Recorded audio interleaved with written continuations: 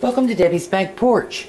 This is going to be a really short and sweet video on making Southern iced tea, which is a challenge because I don't use sugar. So I do use Splenda, and if you have concerns about that, don't watch the video because I use Splenda in this. When I was diagnosed as diabetic, one of the things I missed the most was sweet tea. I live in a state where the General Assembly proposed a law requiring sweet tea in every restaurant, and requiring sweet tea is one word, sweet tea. So sweet tea is pretty important when you live in the South. But if you can't eat sugar, then it's kind of hard to find a substitute. And I played around with it, and I would go to a restaurant and order unsweet tea and add stuff to it, and it was never the same. So one of the keys to sweet tea, and Southern sweet tea, is it has to be very sweet. It has to be sweetened when it's hot, and it has to be pretty darn strong. So someone asked about this in one of the groups, and so I thought, well, I'll make a very quick video on how I make sweet tea. And lots of folks seem to like the way I make the sweet tea with Splenda, and many folks don't realize that it's Splenda and not sugar unless I tell them, and I always tell folks because I think people ought to know what they're eating. So I have here 2 quarts, just under 2 quarts of water that I'm bringing to a boil. I use Louisiana, and I use Louisiana decaf because for a reason. I don't mind caffeine. I drink lots of coffee, but I use the decaf tea because I make the tea very, very strong, and if you use decaf, then it doesn't get the bitterness that you get from regular tea. So I use these family size tea bags, and you don't have to use the family size, you just need to read the proportion. One of these is to make a quart. I actually use 2 for a quart. This is going to be half gallon of tea, so I'm going to use 4. And I'm going to wait for the water to come to a boil, and I'll come right back. Okay, we've got a good boil going there. If you're making tea without bringing it to a boil, you're not getting all the goodness out of the tea. My grandmother made tea with loose tea, and I could, but it's a mess that you don't need to go through. And she made it so strong that when it was done, it was black. And then she would pour it up, and she would put twice as much sugar as any normal human being would ever ask for. And then she would cut up a whole lemon, and we would each get 2 or 3 slices of a lemon. And that was so wonderful. But it doesn't make any sense for me anymore, and so I don't do it that way, but I think mine is good. So turn it off, put your bags down in it, make sure they get submerged,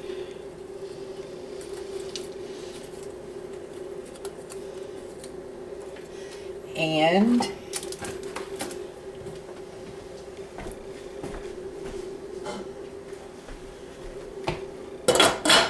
put the cover on and set your timer, and I usually set my timer for 20 minutes.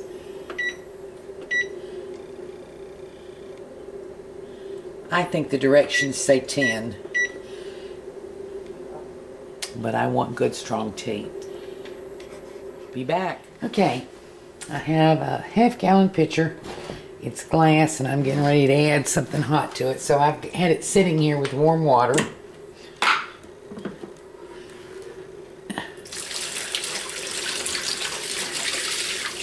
You know, I'm a canner, so I'm always looking for thermal shock. This is 1 cup by volume of Splenda.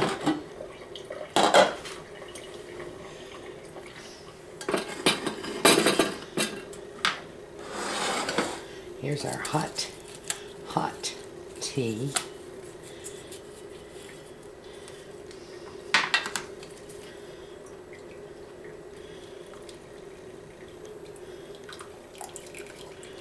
And we're going to squeeze out some goodness.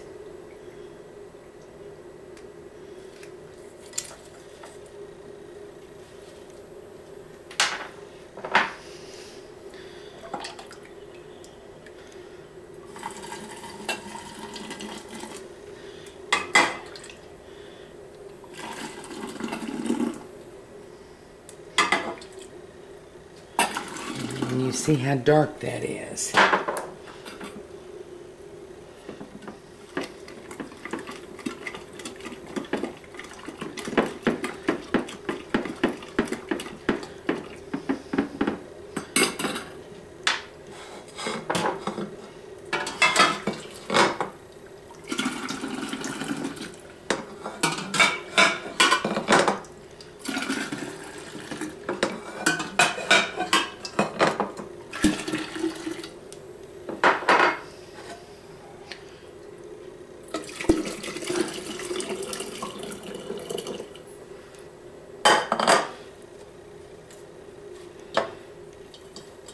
Okay, tea bag's back in the pot. I'm going to add just a little more hot water.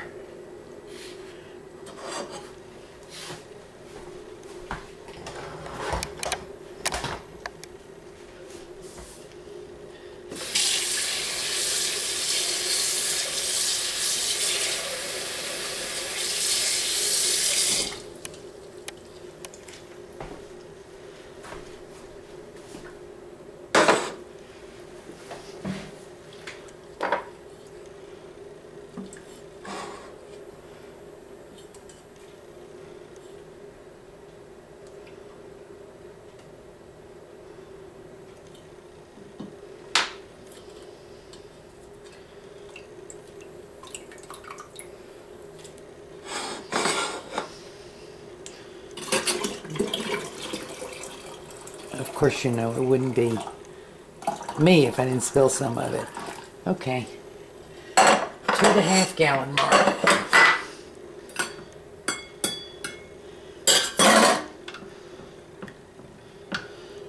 And you can tell, see, this is pretty dark, strong tea.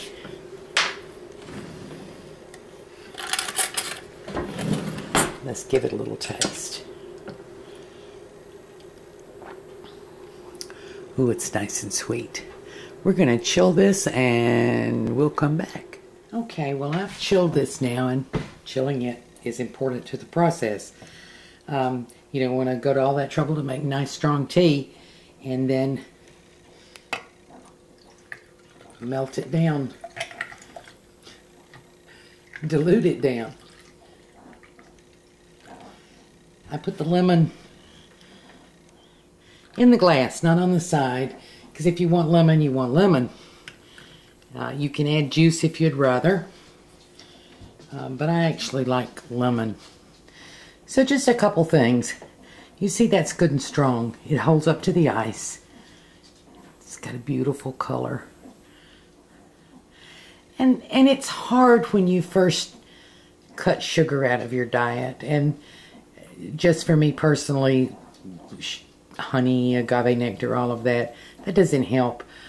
Some people, when they're diabetic, you may not want to go with artificial sweetener, but you've chosen to, out of many, many different choices. And I use the sucralose, the Splenda, because it gives me closest to the same flavor as sugar. But figuring out the amount is hard for a lot of folks. So I played with my tea recipe until I came up with 1 cup tastes the most like real sugar. Not too sweet, but sweet enough to satisfy that sweet tooth craving that you get, especially for sweet tea, because nothing's quite like sweet tea. So I hope you enjoy it, and if you have chosen to use Splenda, I hope you try this recipe.